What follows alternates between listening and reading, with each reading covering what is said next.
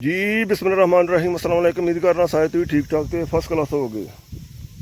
भाई जी यह video oversee Pakistani, oversee Bangladeshi, oversee Indian इन्होंने सारे वास्ते। तो ज़ाहिर जी बंदा बाहर जाके तो अपने वास्ते पैसे सेव करता वे, अपने माँ प्यो को भेजता वे, भैन भरावां को भेजता वे। तो उस ओवर हट के जो बंदा सेव करता वे, सैड तो रखता वे, इस वास्ते रखता भी जाके अपने मुल्क जाके यार मैं कोई बिजनेस स्टार्ट करांगा। तो ज़्यादातर तो डेयरी वाले पासे आते हैं, क्योंकि अजकल इंडस्ट्री जी है ना वो भी पाकिस्तान बंद हो के वो भी फार्म वाले पासे आ रहे हैं। तो मेरे नाल जो जो उतों वापस आके होया तो ये तुहानूं सीखण दीयां गल्लां इहदे विचों मिलणगीआं। इस वास्ते वीडियो बनाई है। किसी ते बिलीव नहीं करना, किसी ते यकीन नहीं करना, किसी नाल मिल के 2 4 5 प्लाट लैके तो उतों मूँह चुक के ना आ जाओ भी यार मेरे इन्ने प्लाट हो गए तो इन्ने करोड़ या इन्ने लख बन गए ने।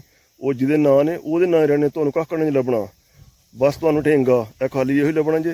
अगर तुहां पैसे किसी कोल रखे ने लख 2 4 करोड़ जिन्ने भी, तो वो भी नहीं लभने। टिल ला लिओ, जोर ला लिओ, वो भी इत्थे भाई जी अदालतां जाओगे, दौड़ करोगे, उन्हें कहना मैनूं आए ही नहीं, मैनूं पहुँचे ही नहीं। जिन्ना क फराड इस मुल्क च हो रहा ना उन्ना शायद ए छोटिया मोटिया मुल्कों च बांग्लादेश हो गया, श्रीलंका हो गया, इन्ना च भी नहीं। तो यह भाई जी वीडियो सिर्फ इन्होंने दोस्तों वास्ते जो फार्म स्टार्ट करना चाहते हैं। मैं भी स्टार्ट किया, किंज किया, मैं कित्थे कित्थे गलतियां कीतियां। तो वीडियो ने जुड़े रहो, स्किप नहीं करना तो मुकम्मल वीडियो वॉच करनी है। अच्छा जी डेयरी फार्म का काम कदों शुरू किया? सब तो पहला जरा 96 मलेशिया, तो 2000 च मलेशिया तो कोरिया इंटर, तो 2000 तो 2008 8वीं की 12 वापस पाकिस्तान तो डेयरी फार्म फिर स्टार्ट किया कोरिया तो आने तो बाद। तो हुण पहला चलने जरा सियालकोट वापस आया वाँ। तो खाल बंदे ने आख्या मैं छिल के थोड़ा जिहा पानी ला खड़ी, तो उन्हें छिलिया छुलिया कोई नहीं, ऊंज ही पिया। तो हुण भाई जी खाल छिलना, छिल के तो पैली फार्म जरा मैं कोरिया रह के ना ये तकरीबन 2005 में स्टार्ट किया, उत्थे रह के बना लिया किन्नी। तो शैड वगैरह एड़ा शैड है ना, यदी चौड़ाई है 28 फुट, लंबाई है 175 फुट। तो ये एक साइड तो 2 कमरे ने रिहाश लेबर वास्ते। तो यह बैड है जिसे चारा डाली दा, वो टोका हो गया जिसे पट्ठे कुतरी दे ने, अग गेट हो गया।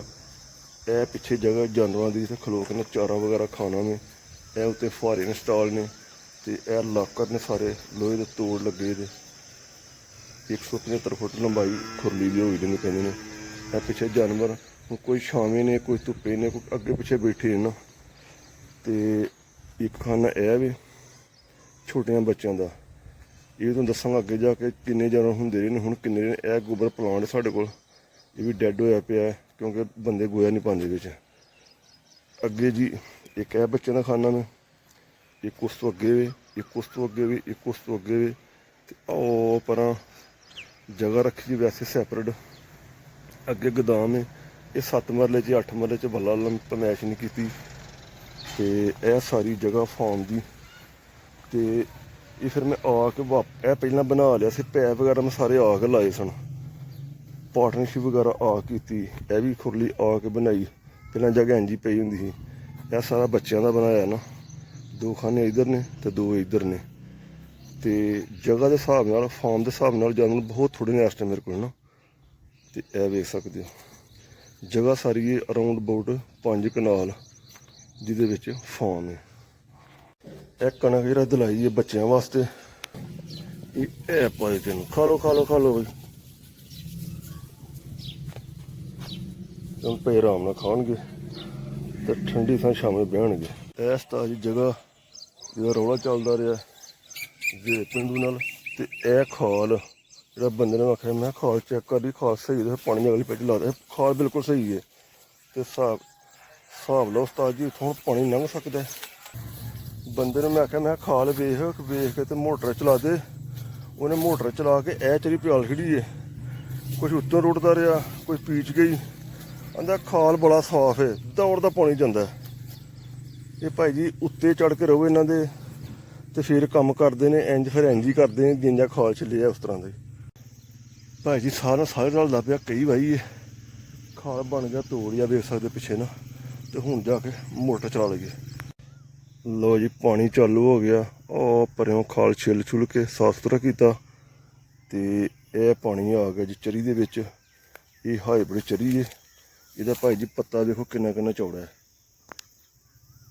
ਤੇ ਤਕਰੀਬਨ ਪਹਿਲਾ 11 ਪੀਚ ਗਿਆ। ਅੱਛਾ ਜੀ 96 ਵਿੱਚ ਕਰਾਚੀ ਤੋਂ ਮਲੇਸ਼ੀਆ ਚਲਾ ਗਿਆ ਤੇ ਮਲੇਸ਼ੀਆ ਕੋਈ 3.5 ਸਾਲ ਦਾ ਅਰਸਾ ਗੁਜ਼ਾਰਿਆ ਤੇ ਉਹਦੇ ਵਿੱਚ ਮੈਂ ਸਿੰਗਾਪੁਰ ਅਰਾਊਂਡ ਕੋਈ 10 ਤੋਂ 15 ਦਫਾ ਸਿੰਗਾਪੁਰ ਬਾਈ ਰੋਡ ਜਾਂਦਾ ਰਹਿੰਦਾ ਸਾਂ ਸਿਰਫ ਪਾਸਪੋਰਟ ਦੀ ਵੈਲਿਊ ਵਾਸਤੇ। ਉਹ 15-16 ਦਫਾ ਸਿੰਗਾਪੁਰ ਗਿਆ। ਸਿੰਗਾਪੁਰ ਤੋਂ ਫਿਰ ਵਾਪਸ ਆ ਕੇ ਤੇ ਫਿਰ ਮੈਂ 3.5 ਸਾਲ ਤੋਂ ਬਾਅਦ ਅਪਲਾਈ ਕੀਤਾ ਫਾਰ ਕੋਰੀਆ ਵਾਸਤੇ। ਮਲੇਸ਼ੀਆ ਤੋਂ ਸਿੰਗਾਪੁਰ ਤੋਂ ਸਾਊਥ ਕੋਰੀਆ। ਤੇ ਪਹਿਲੀ ਦਫਾ ਤੇ ਸਿੰਗਾਪੁਰ ਵਾਲਿਆਂ ਨੇ ਉੱਥੋਂ ਮੈਨੂੰ ਫਲਾਈ ਨਾ ਕਰਨ ਦਿੱਤਾ। ਫਿਰ ਨੈਕਸਟ ਵੀਕ ਮੈਂ ਫਿਰ ਟਿਕਟ ਕਰਾ ਕੇ ਤੇ ਫਿਰ ਚਲਾ ਗਿਆ ਉਸੇ ਕਾਊਂਟਰ ਤੇ ਉਹਨੇ 3 ਮਹੀਨੇ ਮੈਨੂੰ ਐਂਟਰੀ ਦੇ ਦਿੱਤੀ। ਸਿੰਗਾਪੁਰ ਤੋਂ ਫਿਰ ਕੋਰੀਆ ਗਿਆ। ਕੋਰੀਆ ਇੰਟਰ ਹੋਇਆ। ਪਹਿਲਾਂ ਮਲੇਸ਼ੀਆ ਕਵਰ ਕੀਤਾ ਤੇ ਉਹ ਸਪੀਕਰਾਂ ਦੀ ਫੈਕਟਰੀ ਪੈਨਾਸੋਨਿਕ ਕੰਪਨੀ ਸੀ। ਉਹਦੇ ਵਿੱਚ ਨਾ ਸਾਊਂਡ ਚੈਕਿੰਗ ਦਾ ਕੰਮ ਕਰਨਾ, repairing and the sound checking. ਇਹ 2 ਵਰਕ ਕੀਤੇ ਨੇ 3.5 ਸਾਲ 'ਚ। ਪਹਿਲਾਂ ਸਾਊਂਡ ਚੈੱਕ ਕਰਨਾ ਸਾਰੀ ਦਿਹਾੜੀ, ਪਤਾ ਚੱਲਦਾ ਲਾਈਨ ਚੱਲਦੀ ਨਹੀਂ ਉਹਨਾਂ ਦੇ ਉੱਤੇ। ਜਿਹੜਾ ਮਾਲ ਫਿਰ ਉਹ ਰਿਜੈਕਟ ਹੋਣਾ ਤੇ ਉਹਨੂੰ ਰਾਤ ਨੂੰ ਮੈਂ ਰਿਪੇਅਰ ਕਰਦਾ ਰਿਹਾ। ਉਸ ਤੋਂ ਬਾਅਦ ਚਲਾ ਗਿਆ ਸਾਊਥ ਕੋਰੀਆ ਭਾਈ ਜਾ ਕੇ ਤੇ ਇੰਟਰਵਿਊ ਦੇ ਪਹਿਲੇ ਦਿਨ ਹੀ ਕੰਮ ਸਟਾਰਟ। ਉੱਥੇ ਤਾਂ ਰੈਸਟ ਹੈ ਹੀ ਕੋਈ ਨਹੀਂ ਨਾ। ਉੱਥੇ ਪਹਿਲੇ ਦਿਨ ਹਾਨਮੀ ਫੈਕਟਰੀ ਸੀ। ਉੱਥੇ ਕਜ਼ਨਸ ਵਗੈਰਾ ਲੱਗੇ ਪਹਿਲੇ ਨਾ, ਇਬਰਾਹਿਮ ਬਾਜਵਾ, ਰਜ਼ਵਾਨ ਬਾਜਵਾ ਐਂਡ ਅਦਰ। ਤੇ ਉਹ ਮੈਨੂੰ ਸਿਓਲ ਤੋਂ ਆ ਕੇ ਤੇ ਲੈ ਗਏ। ਪਹਿਲਾਂ ਦੇ ਹੈਰਾਨ ਪਰੇਸ਼ਾਨ ਯਾਰ ਤੂੰ ਕਿਸ ਤਰ੍ਹਾਂ ਇੰਟਰ ਹੋ ਗਿਆ। ਤੇ ਮੈਂ ਕਿਹਾ ਚਲੋ ਯਾਰ ਆ ਗਿਆ ਕਿਸ ਤਰ੍ਹਾਂ ਵੀ। ਉਹ ਸਿਰਫ ਵਜ੍ਹਾ ਸੀ ਉਹ ਮੇਰੇ ਨਾਲ ਬੈਕਅਪ ਜਿਹੜਾ ਪਾਸਪੋਰਟ ਦਾ ਉਹ ਅੱਛਾ ਸੀ। ਉਹਦੇ 'ਤੇ ਨਾ ਐਂਟਰੀਆਂ ਕਾਫੀ ਲੱਗੀਆਂ ਹਨ। ਤੇ ਉਹ ਹਾਨਮੀ 4 ਮਹੀਨੇ ਫਿਰ ਕੰਮ ਕੀਤਾ। 4 ਮਹੀਨਿਆਂ ਤੋਂ ਬਾਅਦ ਬਸ ਕਿਸੇ ਵਜ੍ਹਾ ਨਾਲ ਛੱਡ ਦਿੱਤਾ। ਛੱਡ ਕੇ ਤੇ ਫਿਰ ਚਲਾ ਗਿਆ ਮੈਂ ਕੀ ਨਾਂ ਲਈਦਾ ਪਲਾਸਟਿਕ ਮੋਡਲਾਂ ਦੀ ਫੈਕਟਰੀ ਸੀ ਉੱਥੇ ਨਾ। ਉੱਥੇ ਕੰਮ ਕਰਦਾ ਰਿਹਾ 2 ਮਹੀਨੇ ਉੱਥੇ ਕੀਤਾ ਤੇ ਉੱਥੇ ਯਾਰ ਉਹ ਮਜ਼ਾ ਨਾ ਆਇਆ ਕੰਮ ਦਾ, ਉਹ ਵੀ ਛੱਡ ਦਿੱਤਾ। ਉਹ ਨਾਲੇ ਫੇਸ ਕਰਨਾ ਮਸਲਨ ਇੱਕ ਫੈਕਟਰੀ ਵਿੱਚ ਖੁੰਜਾ ਵੇ ਤੇ ਉਹਨਾਂ ਦਾ ਨਾਂ ਹੀ ਪਤਾ ਨਹੀਂ ਕਿੰਨੇ ਤੇ ਉਹ ਕਿਮਜੇ ਨੇ ਕੋਈ ਈਸਾ ਪਤਾ ਨਹੀਂ ਕਿਹੜੀ ਕੀ ਨਾਂ। ਉਹ ਭਾਈ ਜੀ ਕਦੀ ਕੋਈ ਆ ਗਿਆ ਕਦੀ ਕੋਈ ਆ ਗਿਆ। ਉਹ ਕਿਹਨੂੰ ਬੰਦਾ ਰਾਜ਼ੀ ਰੱਖੇ। ਉਹ ਭਾਈ ਕੰਮ ਛੱਡਿਆ। ਫਿਰ ਉਸ ਤੋਂ ਬਾਅਦ ਮੈਂ ਵੜ ਗਿਆ ਡੇਅਰੀ ਫਾਰਮ 'ਚ ਨਾ। ਉਹ ਦੋਸਤ ਵਗੈਰਾ ਕਾਫੀ ਲੱਗੇ ਹਨ ਡੇਅਰੀ ਫਾਰਮ 'ਚ। ਉਹ ਕਹਿੰਦਾ ਯਾਰ ਇੱਥੇ ਮਖਸੂਸ ਕੰਮ ਹੁੰਦਾ, ਮੁਕਾ ਕੇ ਬਾਅਦ ਵੇਲੇ ਮੈਂ ਭਾਈ ਜੁੜ ਗਿਆ ਉੱਥੇ।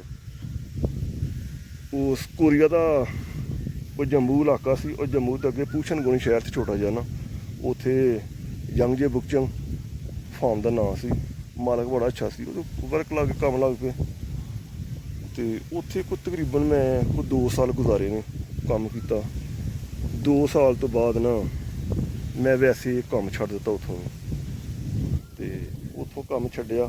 ਉਹ ਨਾਲੇ ਉਹ ਕੰਮ ਵੈਸੇ ਵੀ ਉੱਥੋਂ ਹਾਈਵੇ ਗੁਜ਼ਰਨਾ ਹੀ ਫਾਰਮ ਦੇ ਵਿੱਚ ਹੁੰਦੇ ਨਾ, ਫਾਰਮ ਬੰਦ ਹੁੰਦਾ ਸੀ ਪਿਆ ਤੇ ਮੈਂ ਉਸ ਵਜ੍ਹਾ ਤੋਂ ਛੱਡਿਆ। ਲੇਕਿਨ ਬਾਅਦ 'ਚ ਮਾਲਕ ਨੇ ਫਾਰਮ ਹੋਰ ਬਣਾ ਲਿਆ। ਚਲੋ ਜੀ ਟੂ ਦਾ ਪੁਆਇੰਟ। ਫਿਰ ਉਸ ਤੋਂ ਬਾਅਦ ਅੱਗੇ ਮੈਂ ਗਿਆ ਇੱਕ ਹੋਰ ਫਾਰਮ ਸੀ। ਉਹ ਮਾਲਕ ਨਾਲ ਮੇਰਾ ਰਾਬਤਾ ਸੀ ਪਹਿਲਾਂ ਨਾ। ਉੱਥੇ ਜਾ ਕੇ ਭਾਈ ਜੀ ਜੋਬ ਲੱਗ ਗਿਆ। ਉਹ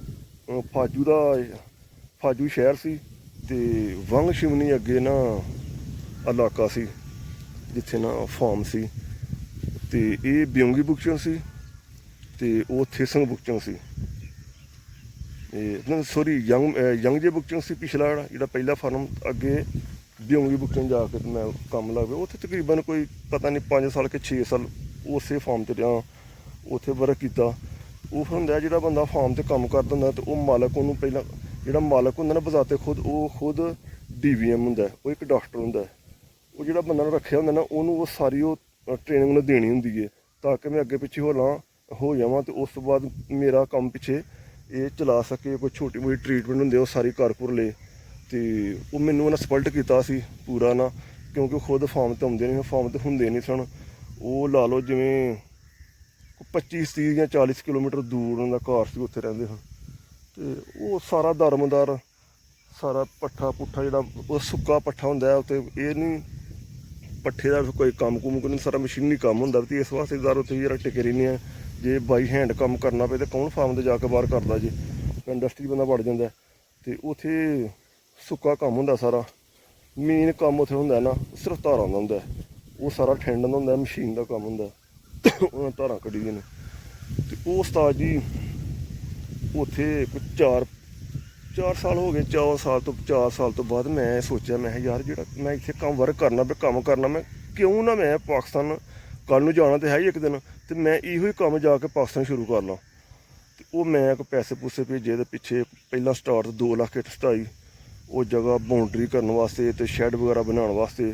ਫਿਰ ਜਿੰਨੀਆਂ ਰਿਕੁਆਇਰ ਹੁੰਦੀਆਂ ਮਤਲਬ ਚਾਹੀਦੀਆਂ ਇੱਟਾਂ ਉਹ ਦੁਬਾਰਾ ਫਿਰ ਮੰਗਵਾਉਂਦੇ ਰਹੇ, ਸਰੀਆ ਲਾਹੌਰੋਂ ਮੰਗਾਇਆ, ਇਸ ਤਰ੍ਹਾਂ ਘਰ ਕਰਾ ਕੇ ਨਾ ਫਾਰਮ ਦੀ ਬਿਲਡਿੰਗ ਵਗੈਰਾ ਜੀ ਤਿਆਰ ਹੋ ਗਈ।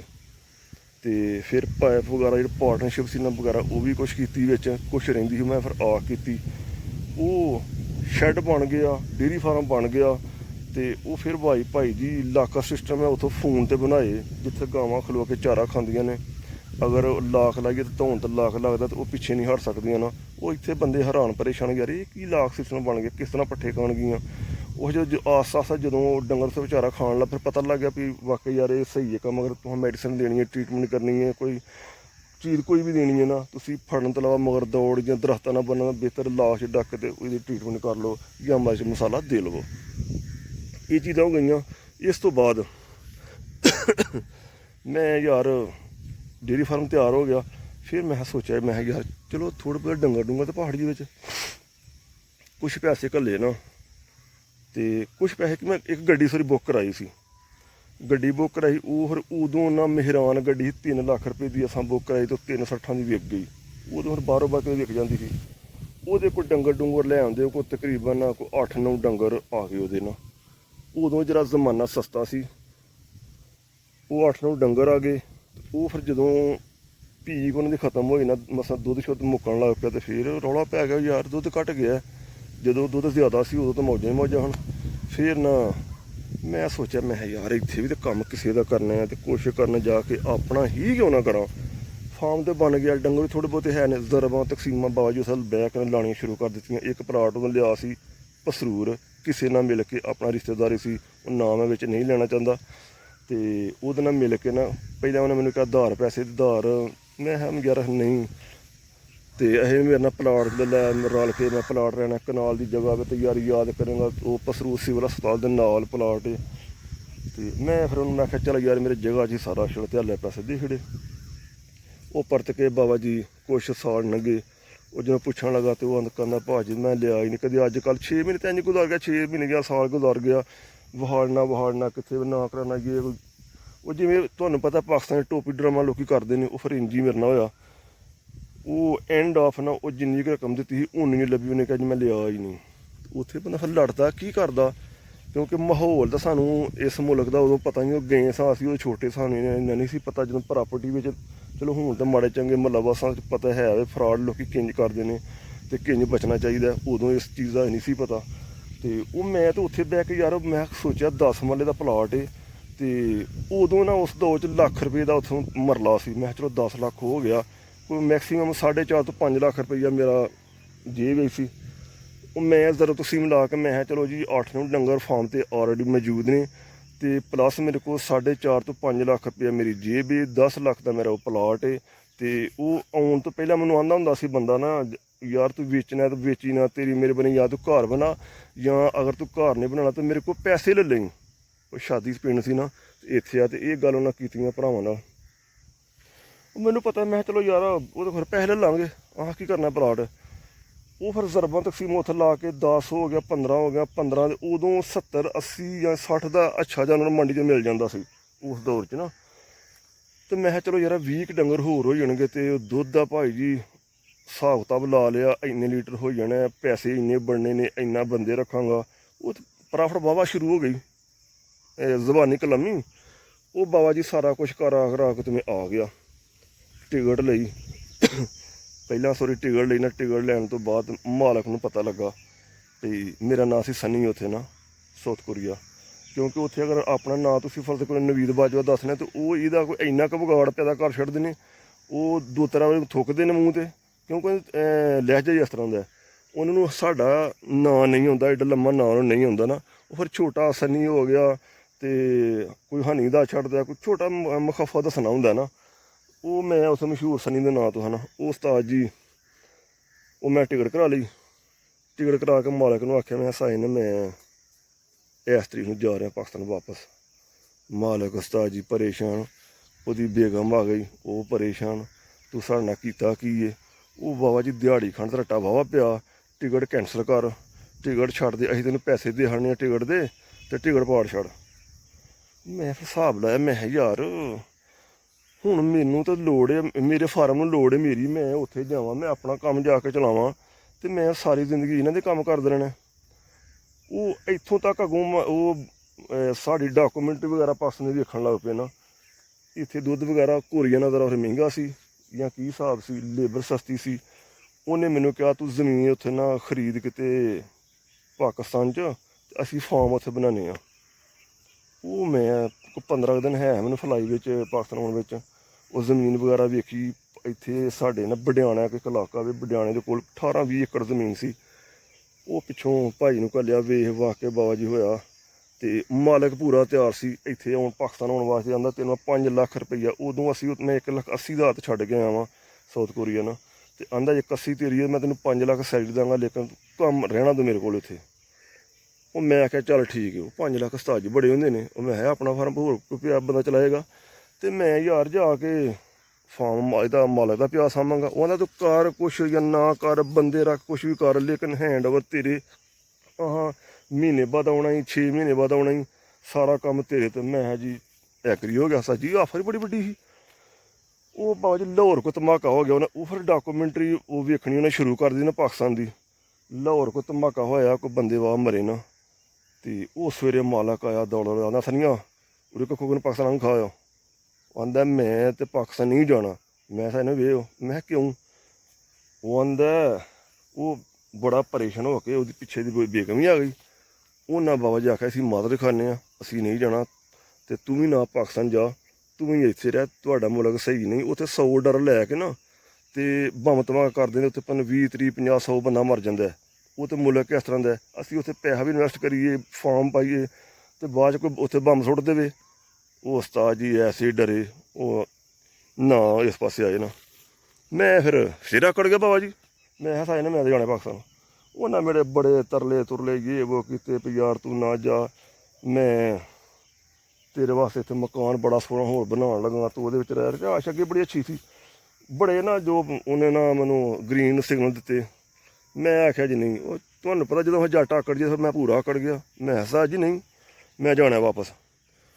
ਉਹ ਫਿਰ ਐਸਾ ਹੋਇਆ ਜੀ, ਮੈਂ 15-16 ਤਰੀਕ ਨੂੰ ਦੀ ਫਲਾਈਟ 'ਤੇ ਮੈਂ ਵਾਪਸ ਆ ਗਿਆ। ਵਾਪਸ ਆ ਕੇ ਸੂਰਤ ਹਾਲ ਬਾਬਾ ਜੀ ਵੇਖੀ। ਪਹਿਲੇ ਨੰਬਰ ਤੋਂ ਮੈਂ ਪਲਾਟ ਵਾਲੇ ਪਾਸੇ ਹੋ ਜਾਣਾ। ਉਹ ਜਿਹੜੇ ਬੰਦੇ ਕੋਲ ਪਲਾਟ ਜਿਹਦੇ ਨਾਲ ਮਿਲ ਕੇ ਲਿਆ ਸੀ ਨਾ ਮੈਂ ਆਪਣੇ ਨਾਲ ਕਿਰਾਇਆ ਨਾ ਲੈਣ, ਸਭ ਕੁਛ ਸੁੱਟਿਆ ਉਹਦੇ ਉੱਤੇ। ਉਹਨੇ ਉਸਤਾਦ ਜੀ ਸਾਫ਼ ਜਵਾਬ ਦੇ ਛੜਿਆ। ਉਹਨੇ ਕਿਹਾ ਜੀ ਭਾਈ ਜੀ ਮੈਂ ਕੋਈ ਪਲਾਟ ਕੋਈ ਨਹੀਂ, ਮੈਂ ਨਾਲ ਲਿਆ ਜੇ। ਉਹ ਫਿਰ ਐਂਡ ਆਫ ਘਰ ਕਰਾ ਕੇ ਦੌੜ ਭੱਜ ਕਰਕੇ ਉਹਦੇ ਕੋਲ ਉਹਨੇ ਪੈਸੇ ਹੀ ਵਾਪਸ ਲਏ। ਫਿਰ ਜੀ ਟੂ ਦਾ ਪੁਆਇੰਟ 4.5 ਅਰਾਊਂਡ ਜਾਂ 5 ਲੱਖ ਇੰਨੇ ਕੁ ਮੈਂ ਲੈ ਕੇ ਹਾਂ। ਉਹ 4.5 ਲੱਖ ਨਾਲ ਭਾਈ ਜੀ ਫਿਰ ਮੈਂ ਇੱਥੇ ਆਪਣੇ ਫਾਰਮ ਨੂੰ ਸਟੇਬਲ ਕੀਤਾ। ਅਤੇ ਇਹਦੇ ਵਿੱਚ ਮੈਂ ਭਾਈ ਜੀ ਪਹਿਲਾਂ ਤਾਂ ਸਟਾਰਟ ਬੰਦੇ ਮੈਨੂੰ ਮਿਲੇ ਨਾ, ਇੱਕ ਵਰਕਰ ਅੱਛਾ ਨਹੀਂ ਸੀ ਮਿਲਿਆ, ਉਹ ਮੱਠਾ ਸੀ ਬੜਾ ਭਾਈ ਉਸਤਾਦ ਜੀ। ਰੋਟੀਆਂ ਤਾਂ ਕਿ ਜਿੰਨੀਆਂ ਮਰਜ਼ੀ ਧਰ ਛੜੋ ਉਹ ਖਾ ਛੱਡਦਾ ਸੀ, ਭਾਵੇਂ ਉਹਨੂੰ ਪਤਾ ਨਹੀਂ ਲੱਗਦਾ ਮੈਂ 10 ਖਾ ਰਿਹਾ, ਮੈਂ 20 ਖਾ ਰਿਹਾ, ਕਿੰਨੀਆਂ ਖਾ ਰਿਹਾ ਨਾ। ਅਤੇ ਕੰਮ ਦਾ ਇੰਨਾ ਕੁ ਮੱਠਾ, ਸੁਬਾਹ ਘੱਲੋ ਤੇ ਸ਼ਾਮ ਤੱਕ ਭਾਂਡੀ ਵੜਦਾ ਸੀ। ਪਾਣੀ ਇੰਨਾ ਖਾਣ ਨੂੰ ਹੋਸ਼ ਹੀ ਕੋਈ ਨਹੀਂ ਆਉਂਦੀ। ਅਤੇ ਉਹ ਫਿਰ ਉਸਤਾਦ ਜੀ ਬੰਦਾ ਇੱਕ ਹੋਰ ਲੱਭਿਆ, ਫਿਰ 1-2 ਬੰਦਾ ਲੱਭਿਆ, ਉਹ ਬੰਦੇ ਸਹੀ ਚੱਲੇ ਮੇਰੇ ਨਾਲ, ਅੱਛੇ ਹਨ ਕੰਮ ਕਰਨ ਵਾਲੇ। ਫਿਰ ਬਾਬਾ ਜੀ ਮੈਂ ਵੀ ਮਿਹਨਤ ਕੀਤੀ ਵਿੱਚ, ਮੈਂ ਵੀ ਉਹਦੇ ਦੌਰਾਂ ਵਿੱਚ ਹਾਂ। ਅਤੇ ਹੁਣ ਤਾਂ ਗੋਡੇ ਨਹੀਂ ਕੰਮ ਕਰਦੇ, ਪੱਠੇ ਪੁੱਠੇ ਵੱਢਣੇ ਕਰਨੇ, ਚੰਗੇ ਬੀਜਣੇ ਕਰਨੇ, ਚੰਗੇ ਪਾਣੇ ਕਰਨੇ। ਬਾਬਾ ਜੀ ਜਾਨਵਰ ਸਾਡੇ ਕੋਲ ਕਾਫੀ ਹੋ ਗਏ ਨਾ। ਅਤੇ ਇਹ ਮੈਂ ਹੁਣ ਤੁਹਾਨੂੰ ਵੈਸੇ ਅਗਲੀ ਵੀਡੀਓ ਦੱਸਾਂਗਾ ਕਿੰਨੇ ਕੁ ਹੋ ਗਏ ਨਾ, ਅਤੇ ਹਰ ਗੱਲ ਦੱਸ ਨਹੀਂ ਛੜੀ ਦੀ। ਉਹ ਸਾਡੀ ਡੰਗਰ ਕਾਫੀ ਹੋ ਗਏ, ਪ੍ਰੋਫਿਟ ਵੀ ਅੱਛਾ ਹੋ ਗਿਆ, ਕਾਫੀ ਜਾਨਵਰ ਹੋ ਗਏ। ਅਤੇ ਜਦੋਂ 5 ਲੱਖ ਲੈ ਕੇ ਆਇਆ ਤਾਂ ਭਾਈ ਜੀ ਮੇਰੇ ਕੋਲ ਸਕੂਟਰ ਕਿਹੜਾ ਸੀ ਉਦੋਂ, ਕਿਉਂਕਿ ਪੈਸੇ ਮਖਸੂਸ ਹਨ। ਪਲਾਟ ਵਾਲੇ ਪਾਸੇ ਧੋਖਾ ਹੋ ਗਿਆ, ਅਤੇ 4-5 ਲੱਖ ਨਾਲ ਸਰਾਈ ਕਰਨਾ ਸੀ। ਉਹ ਮੈਂ 2-3 ਹਜ਼ਾਰ ਦਾ, ਫਿਰ 5 ਹਜ਼ਾਰ ਦਾ ਮੋਟਰਸਾਈਕਲ ਲਿਆ। ਉਹ ਯਾਮਾ ਸੀ, ਉਹ ਜਦੋਂ ਬਦਲੇ ਪੈਣਾ ਉਹ ਬੰਦ ਹੋ ਜਾਂਦਾ ਸੀ। ਮੈਂ ਕਿਤੇ ਸਰਾਣ ਕੇ ਆ, ਮੈਂ ਕਿਤੇ ਸਬਦ ਪੀਰ ਆ, ਮੈਂ ਕਿਤੇ ਮੋੜ ਆ, ਮੈਂ ਕਿਤੇ ਕਿੰਗਰੇ ਆ, ਬੱਦਲ ਆਇਆ ਨਹੀਂ, ਉਹ ਬੰਦ ਹੋਇਆ ਨਹੀਂ। ਫਿਰ ਬਾਬਾ ਜੀ ਦੇ ਧੱਕੇ ਤੱਕਾ ਉਹ ਕੋਈ 6 ਮਹੀਨੇ ਸਾਲ ਬਾਬਾ ਜੀ ਉਸ ਮੋਟਰਸਾਈਕਲ ਨਾਲ ਬੜੇ ਔਖੇ ਗੁਜ਼ਾਰੇ। ਪੈਸੇ ਹੈ ਹਨ ਕੋਲ, ਮੈਂ ਕਿਹਾ ਯਾਰ ਅਗਰ ਇਹ ਪੈਸੇ ਇੱਧਰ ਮੈਂ ਲਾ ਖੜੇ ਮੋਟਰਸਾਈਕਲਾਂ ਤੇ ਬਾਅਦ 'ਚ ਜਾਨਵਰ ਨਹੀਂ ਆਉਣੇ। ਮੈਂ ਫਿਰ ਬਾਬਾ ਜੀ ਉਹ ਮੋਟਰਸਾਈਕਲ ਨੂੰ ਪਹਿਲਾਂ ਧੱਕੇ ਧੁੱਕੇ ਨੂੰ ਲਾ ਲੂ ਕੇ ਨਾ, ਤੇ ਇੱਕ ਦਿਨ ਮੈਂ ਤਿਆਰ ਹੋ ਕੇ ਗੱਡੀ ਲੈ ਕੇ ਨਾ ਬੰਦਾ ਇੱਕ ਨਾਲ ਲਿਆ, ਤਾਂ ਮੈਂ ਚਲਾ ਗਿਆ ਮੰਡੀ। ਸਾਡੇ ਲਾਹੌਰ ਦੇ ਕੋਲ ਮੰਡੀ ਹੈ ਸ਼ਾਹਕੋਟ, ਉੱਥੇ ਗਏ। ਉੱਥੇ ਬੜੇ ਅੱਛੇ ਜਾਨਵਰ ਬਾਬਾ ਜੀ, ਸੋਹਣੇ ਤੇ ਸੋਹਣੇ, ਫਿਰ ਫੁਰ ਕੇ ਵੇਖ ਕੇ ਦੌੜ ਸਸਤੇ। ਅਤੇ ਭਈ 7 ਜਾਨਵਰ ਅਸੀਂ ਨਾ ਕੱਢ ਲਏ। 7 ਜਾਨਵਰ ਬਾਬਾ ਜੀ ਕੱਢ ਕੇ ਤੇ ਕੀਮਤ ਐ ਤੂੰ ਹੋਈ ਘਰ ਕਰਾ ਕੇ। ਤੇ ਇੱਕ ਅਸੀਂ ਅੱਜ ਵੀ ਮੈਨੂੰ ਦੁੱਖ, ਇੱਕ ਛੱਡੇ ਉਹ 90,000 ਕੀਮਤ ਸੀ ਉਸ ਗਾਂ ਦੀ ਨਾ, ਬਹੁਤ ਹੀ ਕਰਾਸ ਦੀ ਸੀ ਉਹ ਸਿਰਫ ਅਸੀਂ 20,000 ਵੱਧ ਸੁਣ ਕੇ ਨਾ ਤੇ ਛੱਡ, ਲੇਕਿਨ ਉਹਦੇ ਅੱਡਰ ਕੁਆਲਿਟੀ, ਲੰਬਾਈ, ਹਾਈਟ ਬਹੁਤ ਅੱਛੀ ਉਹ ਕਹੂ ਸੀ ਨਾ, ਉਹਦਾ ਮੈਨੂੰ ਅੱਜ ਵੀ ਦੁੱਖ ਹੁੰਦਾ। ਪਰ ਚਲੋ ਵਕਤ ਗੁਜ਼ਰ ਗਿਆ। 7 ਗਾਵਾਂ ਜੇ ਅਸੀਂ ਲੈ ਕੇ ਫਾਰਮ 'ਤੇ ਆ ਗਏ। ਕੋਈ 9 ਕੁ ਪਹਿਲਾਂ ਸਨ ਅਤੇ 7 ਹੀ ਹੋ ਗਈਆਂ, ਅਤੇ 7 ਤੇ 9 ਕੋਈ 16-17 ਹੋ ਗਈਆਂ। ਅਤੇ ਇੰਨੇ ਕੁ ਬੱਚੇ ਹਨ, ਉਹ 30-35 ਯਾਨੀ ਕਿ ਰੌਣਕ ਬਣ ਗਈ। ਫਿਰ ਬਾਬਾ ਜੀ 1-2-3 ਸਾਲ ਮਿਹਨਤ ਕੀਤੀ, ਉਹ ਬੱਚੇ ਬੁੱਚੇ ਪੈਦਾ ਹੋਏ, ਫਾਰਮ ਸਾਡਾ ਨਾ ਭਰ ਖਤਾ, ਰੌਣਕਾਂ ਬਾਬਾ ਜੀ ਚੰਗੀਆਂ ਲੱਗ ਗਈਆਂ। ਅਤੇ ਫਿਰ ਪਾਕਿਸਤਾਨ ਡੇਅਰੀ ਡਿਵੈਲਪਮੈਂਟ ਸੈਂਟਰ ਵਾਲੇ ਜਿਹੜੇ ਨਾ ਉਹ ਵੀ ਆਉਣੇ ਸ਼ੁਰੂ ਹੋ ਗਏ। ਡਾਕਟਰ ਜਨੇਰ ਸਾਹਿਬ ਹੁੰਦੇ ਉਹਨਾਂ ਦੇ ਨਾ, ਉਦੋਂ ਹੁਣ ਤਾਂ ਪਤਾ ਨਹੀਂ ਕਿੱਥੇ ਗਏ ਨੇ। ਉਹਨਾਂ ਵੀ ਚੱਕਰ ਚੰਗੇ ਲਾਣੇ ਕਰਨੇ, ਕੋਈ ਆ ਰਿਹਾ ਕੋਈ ਜਾ ਰਿਹਾ। ਬਾਬਾ ਜੀ ਮੌਜਾਂ ਅਤੇ ਚੰਗੀਆਂ ਸ਼ੁਰੂ ਹੋ ਗਈਆਂ, ਅਤੇ ਰੌਣਕ ਬਣ ਗਈ ਚੰਗੀ। ਅਤੇ ਉਦੋਂ ਫਿਰ ਪਹਿਲਾਂ ਕੋਈ 2-3 ਸਾਲ ਬੰਦੇ ਬਾਬਾ ਜੀ ਟਿਕਾ ਕੇ ਰਹੇ ਨੇ ਮੇਰੇ ਕੋਲ, ਅਤੇ ਜਿਨ੍ਹਾਂ 'ਚ ਇੱਕ ਬੰਦਾ ਹੀ ਸ਼ਾਹਦ ਫੋੜਾਬਾਸ ਦਾ, ਫਿਰ ਉਸ ਤੋਂ ਮੁਹੰਮਦ ਹੁਸੈਨ ਹੋ ਗਿਆ। ਅਤੇ ਐਂਡ ਆਫ ਸਦਾਮ ਨੇ ਵੀ ਅੱਛਾ ਕੀਤਾ, ਲੇਕਿਨ ਬਾਅਦ 'ਚ ਜਦੋਂ ਗਿਆ ਨਾ ਉਦੋਂ ਨੇ ਜਰਾ ਬਗੈਰਤੀ ਕੀਤੀ ਹੈ।